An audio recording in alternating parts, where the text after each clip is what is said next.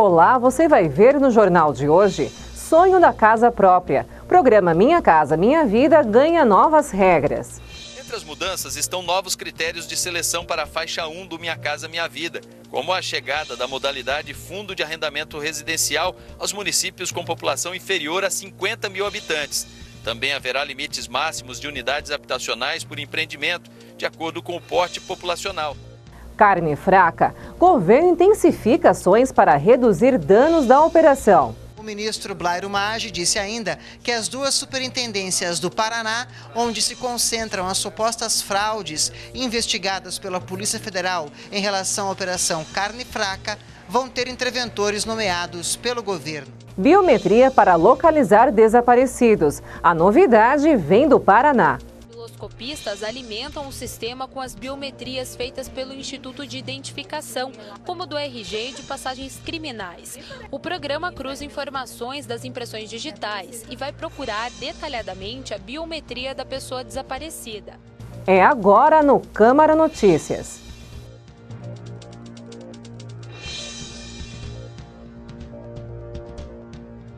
O programa Minha Casa Minha Vida agora vai chegar a municípios com menos de 50 mil habitantes. O anúncio das novas regras foi feito na última sexta, durante uma entrega de moradias em São José do Rio Preto. Desde os 16 anos de idade, quando teve o primeiro filho, Sirlene de Souza sonha em ter uma casa própria. Hoje, aos 39 anos, com 4 filhos, ela conseguiu, graças ao programa Minha Casa Minha Vida. Nossa, não tem nem palavras. Eu só quero entrar nessa casa e... É como eu fui fazer a vistoria, eu entrei, chorei. Eu ainda não acredito, ainda que eu vou ter uma terra, um pedaço de chão para deixar para meus filhos. Sirlene é de São José do Rio Preto e a casa onde vai morar fica no Parque da Solidariedade, empreendimento entregue pelo presidente Michel Temer. O residencial, com 1.300 unidades, recebeu investimentos de 111 milhões de reais do governo federal e tem água, esgoto, energia elétrica, asfalto, playground e quadras poliesportivas. 5 mil pessoas serão beneficiadas com o residencial, todas de famílias com renda mensal de até R$ 1.800. Pessoas como Maria Luísa Soares, viúva desde os 23 anos, mãe de 2 filhos, a dona de casa cria 6 netos. Eu acho que eu ainda não estou acreditando ainda. Para mim é emocionante. Agora eu tenho uma coisa para chamar de meu, né? A minha casa. O ministro das Cidades, Bruno Araújo, falou sobre as novas regras do Minha Casa Minha Vida. As mudanças marcam o início das contratações do programa para este ano e, segundo o ministro, são uma aposta na transparência e no tratamento igualitário a todos os brasileiros e municípios do país. O Diário Oficial do país traz a expressão e a ordem do presidente, determinando que o Minha Casa Minha Vida agora pode chegar a qualquer município brasileiro, inclusive os abaixo de 50 mil habitantes que não eram atendidos por essa modalidade do programa. Entre as mudanças estão novos critérios de seleção para a faixa 1 do Minha Casa Minha Vida, como a chegada da modalidade Fundo de Arrendamento Residencial aos municípios com população inferior a 50 mil habitantes. Também haverá limites máximos de unidades habitacionais por empreendimento, de acordo com o porte populacional. Serão até 500 unidades por conjunto habitacional, sendo aceito agrupamentos de até 4 empreendimentos, com 2.000 unidades. As melhorias também tratam da inserção urbana. Quanto maior a proximidade de bairros já consolidados, melhor será a avaliação do empreendimento. O presidente Michel Temer lembrou que o país vive um novo momento, com inflação baixa e aumento da confiança internacional, e citou o sucesso alcançado nos últimos leilões de concessão de portos e aeroportos. Vocês vejam que a credibilidade do país está aumentando quando nós verificamos que há dias atrás 4 aeroportos foram concedidos com um ágio extraordinário. O presidente também falou sobre a situação envolvendo a produção de carnes do país. Michel Temer reafirmou a qualidade do produto brasileiro. A carne brasileira é a melhor carne do mundo. Vocês sabem que um dos grandes mercados que nós temos é exatamente a proteína animal vendida para 150 países do mundo. As regras para a aposentadoria das mulheres foram o tema da reunião da Comissão da Câmara dos Deputados, que analisa o projeto de reforma da Previdência. Os detalhes na reportagem de Beatriz Amiden. Igualdade entre homens e mulheres. Essa é uma das propostas da reforma da Previdência. Pela regra atual, as mulheres podem se aposentar 5 anos antes dos homens. A ideia do governo é que a idade mínima seja a mesma. Segundo os estudos, o Brasil está seguindo uma tendência mundial. Para se ter uma ideia, na OCDE, a Organização para a Cooperação e Desenvolvimento Econômico, que reúne 34 nações democráticas no mundo, em 51% dos países a Previdência não prevê nenhuma diferença entre homens e mulheres. Outros 35% estão reformulando suas regras e caminhando para uma igualdade entre os gêneros na hora da aposentadoria. A assessora da Casa Civil defende que a manutenção dessa diferença entre homens e mulheres na Previdência apenas reforça a desigualdade entre os sexos. A gente só aceita o argumento da dupla jornada quando a gente aceita o argumento de que a mulher se casa, ou de que a mulher tem um companheiro, que a mulher tem um filho, e aí as tarefas domésticas passam a estar completamente desequilibradas em relação a homens e mulheres, ou seja, ela assume boa parte dessas tarefas e os homens não. Eu não nego que isso exista em vários lares, mas eu nego que isso possa ser defendido, que a gente possa achar isso uma normalidade. Para a professora universitária e especialista em Seguridade Social, Luísa Pierdonà, a Previdência tem sido usada para resolver questões sociais de desigualdade, quando, na realidade, o objetivo deve ser o de manter o rendimento do cidadão quando ele para de trabalhar. As diferenças, como de gênero, por exemplo, devem ser resolvidas com políticas públicas e não dentro do sistema previdenciário. Luísa fez um alerta sobre a necessidade urgente de se observar a sustentabilidade da Previdência brasileira para que as gerações futuras não fiquem comprometidas. Se nós não pensarmos seriamente na sustentabilidade da proteção previdenciária, nós vamos ver aniquilado o princípio democrático. Não vão ter possibilidade nenhuma de pensar outras políticas como aquelas tão importantes que é a superação das desigualdades de gênero.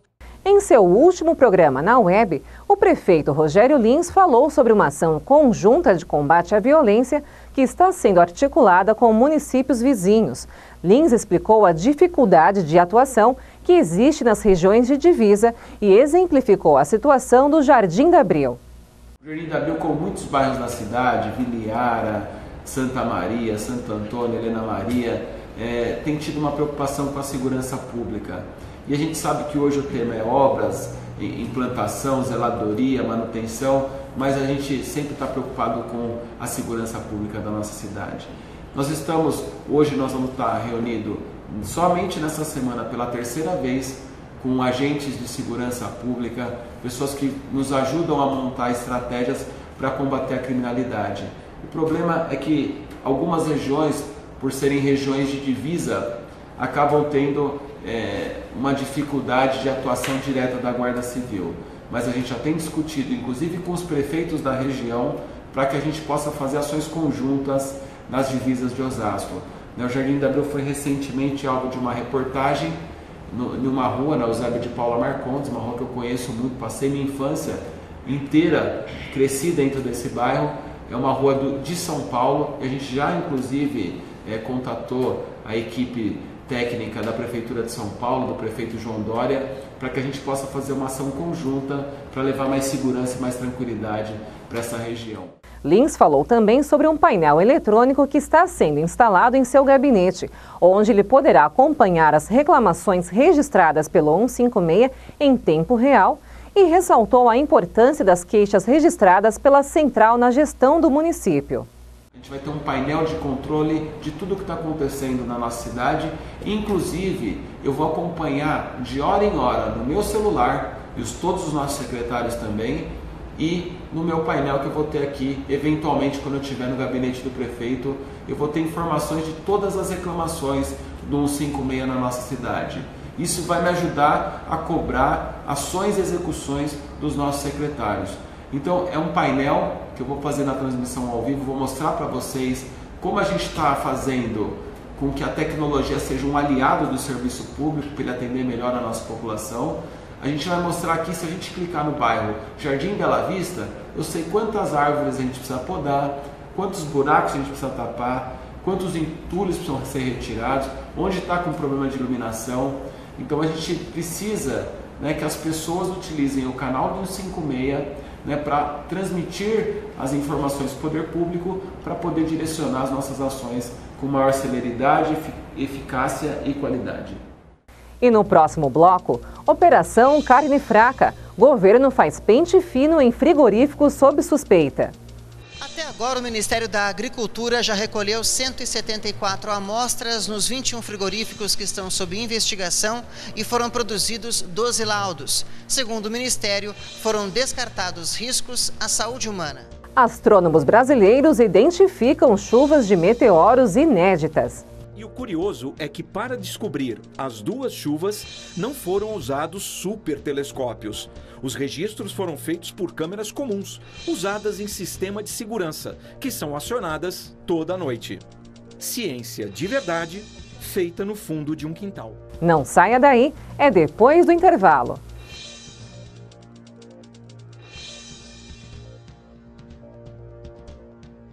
Oi, só mulherada. Se hoje for dia de bebedeira, não vá fazer besteira não, hein? Tipo pegar a estrada ou pegar carona com quem bebeu. Melhor terminar a noite solteira. Se cuida, mulher.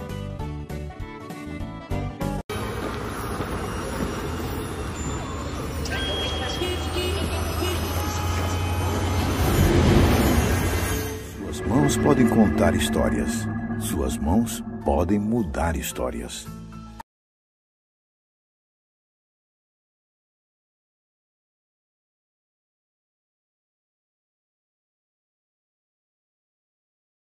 Antes, você tinha que correr de um lado para o outro quando acontecia um problema com uma compra. E acabava tendo que esperar, perder dinheiro, se estressar. Agora, acessando consumidor.gov.br, você pode resolver suas questões de consumo com as maiores empresas do Brasil pelo computador ou smartphone usando só uma mão.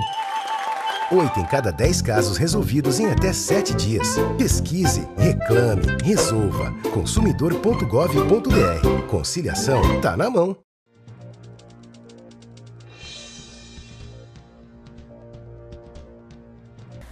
O governo continua trabalhando para minimizar os impactos gerados pela Operação Carne Fraca. O ministro Blairo Maggi convocou os superintendentes para exigir um esforço conjunto. Na semana passada, foi registrada uma queda de 20% nas exportações do produto. O Ministério da Agricultura reuniu superintendentes estaduais nesta segunda-feira e passou uma ordem. Todos devem ter responsabilidade em relação aos produtos que são consumidos pelos brasileiros. O ministro Blairo Maggi disse ainda que as duas superintendências do Paraná, onde se concentram as supostas fraudes investigadas pela Polícia Federal em relação à Operação Carne Fraca, vão ter interventores nomeados pelo governo. Até agora, o Ministério da Agricultura já recolheu 174 amostras nos 21 frigoríficos que estão sob investigação e foram produzidos 12 laudos. Segundo o Ministério, foram descartados riscos à saúde humana. Não há, até esse momento, em tudo que nós recolhemos, nos 12 laudos das 174 amostras recolhidas, qualquer tipo de anormalidade que possa fazer mal à saúde humana no consumo desses produtos. Já sobre os 3 novos frigoríficos interditados nessa segunda-feira, o ministro explicou que um deles estava incluindo uma porcentagem de amido maior do que o normal na fabricação de salsichas. O outro, incluindo produtos com validade vencida na fabricação de ração animal. E um terceiro, que produz laticínios, não abriu as portas para a inspeção dos fiscais do Ministério. No último fim de semana, 3 países suspenderam as restrições: Chile, Egito e China.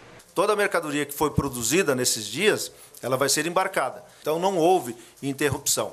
A nossa preocupação nesse momento era que se tivesse permanecido, tivesse dado continuidade a essa suspensão temporária, aí sim nós teríamos grande problema, porque nós não tínhamos aonde estocar as mercadorias. Então, é importante e por isso a nossa pressa em buscar essas autorizações para fazer os embarques, que possamos fazer a emissão dos certificados para fazer a exportação, é justamente para poder dar liquidez. O O Brasil é o 9º maior gerador de energia eólica, ou seja, energia obtida a partir dos ventos. A energia eólica corresponde atualmente a 7% de toda a eletricidade produzida no Brasil.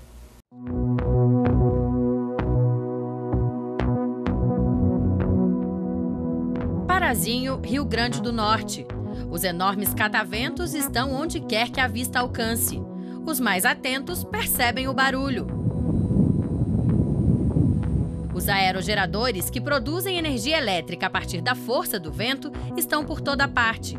São cerca de 900 torres em todo o município. Quando a gente chega, o pessoal, Parazinho, a cidade dos ventos, né? A região Nordeste está repleta de torres de energia eólica. O Brasil já é o 9º país do mundo em capacidade instalada de produção de energia a partir do vento. São mais de 400 parques eólicos, a maior parte deles no Nordeste. O Brasil tem um dos melhores ventos do mundo para geração de energia eólica. A produtividade média mundial de uma turbina é em torno de 28% a 30%. A do Brasil é de 60%. A energia eólica já é a matriz energética mais barata do país. Em 2016, o Brasil alcançou o 5º lugar em expansão mundial. E a ideia é seguir no rastro do vento. Hoje, mais de 7% de toda a energia produzida no Brasil é energia eólica. E tem uma tendência de crescimento muito grande. A produção de eletricidade a partir da força do vento não gera poluentes e vem de um recurso inesgotável. Para a gente ter uma ideia da força do vento, essa torre tem 95 metros de altura e cada uma das pás pesa cerca de 7 toneladas. O vento está movimentando 21 toneladas. Essa força move o rotor e a energia mecânica é transformada por um gerador em energia elétrica. Aqui no Parque Eólico Renascença 5, as 15 torres juntas produzem energia suficiente para abastecer 10 mil residências. Energia limpa que produz desenvolvimento. O município de Parazinho tem cerca de 5 mil habitantes e viu seu desenvolvimento dar um salto em pouco tempo. De 2010 para cá, a cidade ganhou 21 parques eólicos. Não tinha opção de pousada, de bons restaurantes, de uma padaria que realmente desse suporte. Cássia chegou à cidade com a família para trabalhar nos parques eólicos, mas com o tempo viram no comércio uma oportunidade de negócio. A lanchonete vai fazer em torno de 4 meses, né? Já estamos partindo para o 5º mês. E a expectativa foi até bem melhor, né? Superou a nossa expectativa. Quem também viu na chegada da energia eólica uma oportunidade de desenvolvimento foi Alexandre, que construiu a primeira pousada da cidade. Partimos de 12 para 16, depois nós fomos para 20, hoje nós temos 21, temos um salão onde o pessoal faz refeição. As empresas que construíram os parques eólicos tinham no contrato contrapartidas e a cidade ganhou melhorias. Construiu essa área de lazer com esse centro tecnológico, né, com aula de informática. E estão também fazendo uma horta em um povoado, em 2 assentamentos. A quadra de futebol é um dos equipamentos que chegaram junto com a energia eólica. Ela foi construída por uma das empresas de parques eólicos. E agora, a partida de futebol acontece com cenário de cataventos. A gente antes jogava debaixo desses pés de algaroba, na areia mesmo. Foi bom, porque a gente não tinha canto para jogar. Jogar bola é um hobby. Só que eu quero me formar em arquitetura, entendeu? Só que tem que estudar. Se Deus quiser, dá certo.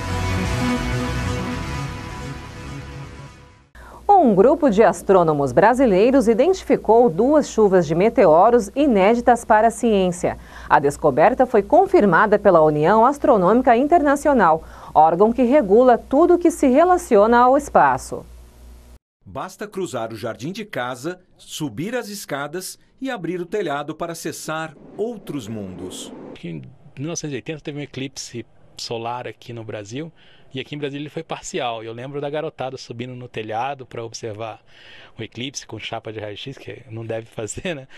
Mas ali que nasceu praticamente o interesse em astronomia. O que é isso? Que fenômeno é esse? O que acontece no céu?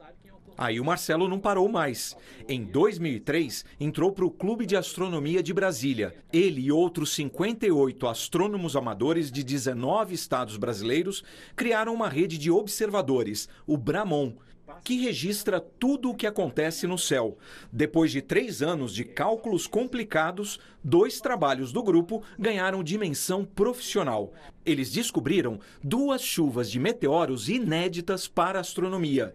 Elas foram batizadas de Epsilon Gruídeas e Celídeas de Agosto. Vários meteoros atravessam o céu todos os dias, mas a chuva é diferente. Se, por exemplo, um cometa passa pela órbita da Terra, ele deixa uma espécie de rastro de fragmentos pelo espaço. Quando a Terra atravessa essa cortina, os meteoros entram todos de uma vez, gerando a chuva. Eles entram normalmente com a mesma velocidade, eles têm a mesma cor. E quando você calcula a órbita que os softwares fazem, eles vêm de uma mesma órbita, ou seja, eles têm uma órbita praticamente comum. As descobertas podem ajudar a determinar o comportamento desse tipo de objeto espacial e também quando ele deve se aproximar da Terra novamente. O cometa Halley, por exemplo, passa perto do nosso planeta a cada 75 anos. E o curioso é que, para descobrir as 2 chuvas, não foram usados supertelescópios. Os registros foram feitos por câmeras comuns, usadas em sistema de segurança, que são acionadas toda noite. Ciência de verdade, feita no fundo de um quintal. Até dia 20, o nosso grupo era um grupo que consumia conhecimento. E do dia 20 para frente, o nosso grupo é um que gera conhecimento, ou seja, a gente conseguiu dar um pouquinho a mais de conhecimento para a ciência da astronomia. As chuvas descobertas pelos brasileiros aconteceram nos dias 11 de junho e 5 de agosto. Mais informações no site bramonmeteor.org. E você vai ver em instantes. No Paraná, biometria vira aliada na busca por pessoas desaparecidas. O CADE é um sistema que usa o Banco de Impressões Digitais da Polícia Federal. O Paraná é um dos primeiros estados a contribuir com este banco de dados. E um alerta sobre a endometriose, um mal que atinge 6 milhões de brasileiras. Em média, 1 a cada 10 mulheres em idade reprodutiva apresentam a doença e cerca de 30% delas não conseguem engravidar. Não perca, é no último bloco.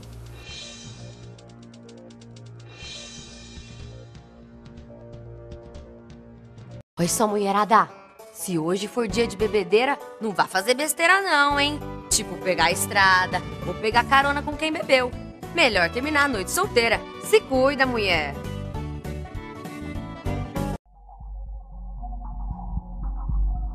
A gente tá junto faz um tempão. Ele é um grude. Ciumento. Semana que vem a gente completa 3 anos de namoro. Ele vai sair de moto pra me encontrar e...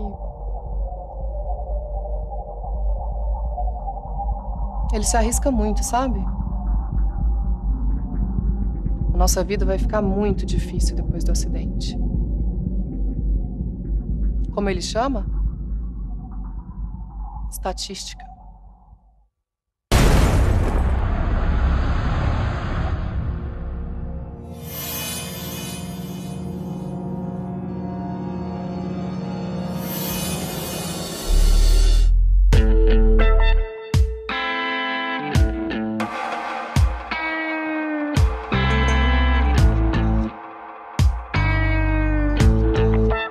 Antes, você tinha que correr de um lado para o outro quando acontecia um problema com uma compra. E acabava tendo que esperar, perder dinheiro, se estressar. Agora, acessando consumidor.gov.br, você pode resolver suas questões de consumo com as maiores empresas do Brasil pelo computador ou smartphone usando só uma mão. 8 em cada 10 casos resolvidos em até 7 dias. Pesquise, reclame, resolva. Consumidor.gov.br. Conciliação tá na mão.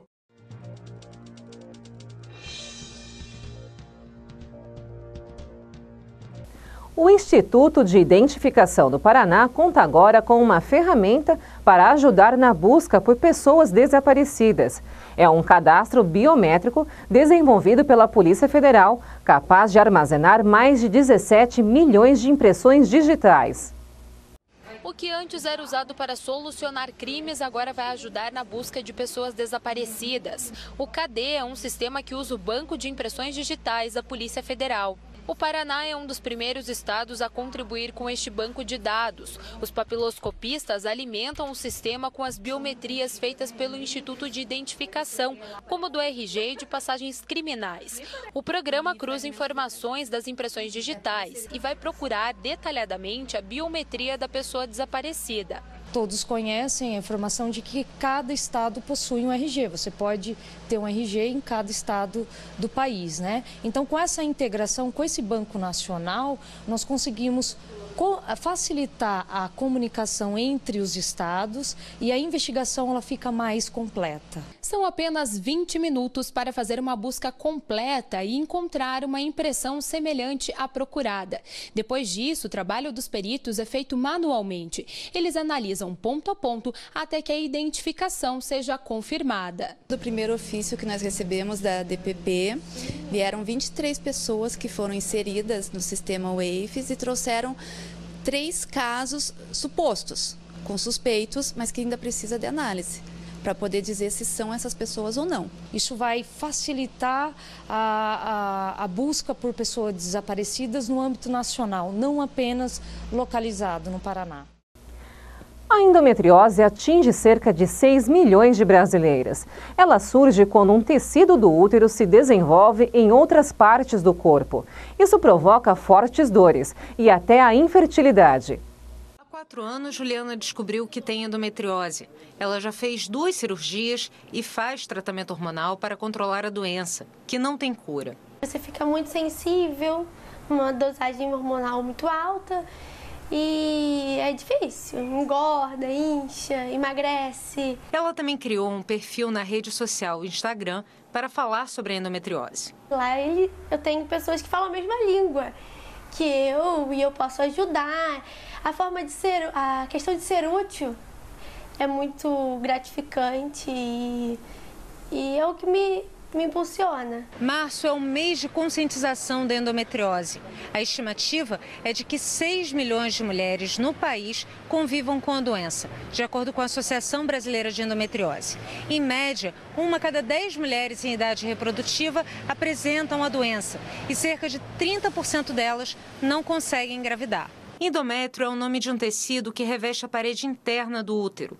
Durante o ciclo menstrual, ele se desprende e compõe parte do fluxo menstrual. Em algumas mulheres, porém, as células do endométrio acabam crescendo em outras partes do corpo, como ovários, bexiga e intestino, e geram um processo inflamatório. Esse problema é chamado de endometriose. Os sintomas frequentes são cólica menstrual, dor durante as relações sexuais, alterações urinárias e problemas intestinais. Muitas das vezes, a cirurgia pode ser a melhor escolha de tratamento para essa paciente. Caso a caso, precisa ser visto qual é o grau da endometriose, qual a sintomatologia da paciente e o ideal é que o médico que tenha experiência com endometriose possa fazer esse diagnóstico e indicar o tipo de tratamento específico.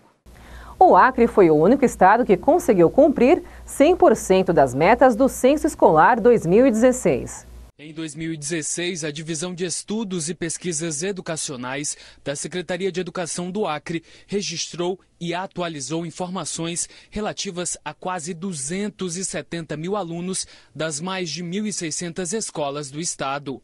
O censo escolar é o principal instrumento para a coleta de informações da educação básica, pois abrange diferentes etapas e modalidades de ensino. O levantamento faz um diagnóstico em âmbito nacional. A pesquisa é realizada anualmente pelas 27 unidades da federação e consiste na elaboração de um relatório detalhado sobre a situação de todas as escolas e estudantes brasileiros. O Acre foi o único estado do Brasil que conseguiu cumprir 100% das metas do Censo Escolar 2016. Para alcançar esse resultado, foi preciso muito empenho das equipes gestoras e de quem está na base, os servidores das escolas estaduais, municipais, federais e particulares. Realizar esse tipo de trabalho em uma das regiões mais isoladas da Amazônia não é tarefa fácil. Nós temos problema de internet, nós temos problema de município de difícil acesso, mas nenhum desses municípios deixou de cumprir a sua tarefa. O censo é feito em 2 etapas. Na primeira, são coletadas informações sobre a estrutura das escolas e o perfil do aluno. Na segunda, os dados se referem ao desempenho do estudante. As informações são essenciais para subsidiar políticas públicas educacionais e melhorar a distribuição de recursos da União. Proporcionar para os diretores, para os coordenadores do núcleo, para o próprio secretário, para as coordenações aqui dentro da nossa Secretaria de Estado da Educação, traçarem as suas estratégias. Então é muito importante a gente estar delimitando e fornecendo para eles esses dados. Vamos conferir agora como fica o tempo para a Grande São Paulo. As informações são da Clima Tempo. Nesta terça-feira, os ventos que sopram do mar vão espalhar muitas nuvens pelo litoral de São Paulo. Pode chover fraco a qualquer hora. Já no interior, a situação é bem diferente. A circulação dos ventos impede a formação de nuvens carregadas e o tempo fica firme. A capital paulista terá um dia de nebulosidade variável, mas com no máximo garoa à noite. A mínima prevista para a capital é de 16 graus e máxima de 25. Em Mogi das Cruzes, mínima de 15 e máxima de 24 graus. Na quarta-feira, o céu fica cheio de nuvens na Grande São Paulo e há possibilidade de garoa no decorrer do dia. Eu sou Fernanda Lucena e este foi o Câmara Notícias. Obrigada pela sua companhia. A gente se vê na próxima edição.